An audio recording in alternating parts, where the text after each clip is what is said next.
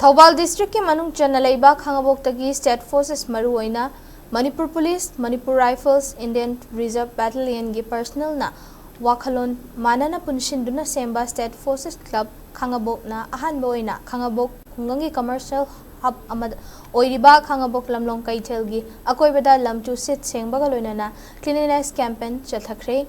Keithel asi luna nanna thamnabaki pandamda mafam aduda leiramba amotpa sing sengdokpa amadi fatahaudi sing mafam chana loishinaba dukan mapu sing Keithel fambiriba miyamda awareness pibagi thoram amo oinasu pangthokpani haina club asigi president Moirangthem Kunjakeswar na phongdorakli ngasi ahan bagi oina Khangabok ki manung lambi gi pot hole leiramba singsu nung haijinduna semjinkhre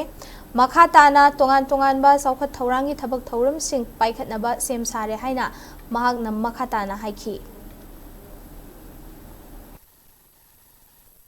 Police MR IRB hariba state force ta thabak tawbiriba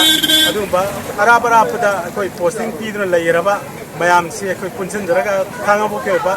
saukhat thauram khara pangthoksi tawsia the good approach ta koi si akana bo wari pamai makha da koi adumba state forces club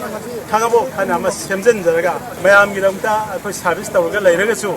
koi Khangabok ke manungi sida soi koi koi gi ba unity ma sem kalaga apaba thabak thauram gra pangthoksi ai se koi koi ba sida laibiriba commercial hub sida laibiriba dukan tawbiriba mayam atopa posai yon biriba gi sanga ka gi ba mayam tagi thorakpa waste product amora kai mayam si mafam sana thambiwa ai se ko ne awareness sam pizari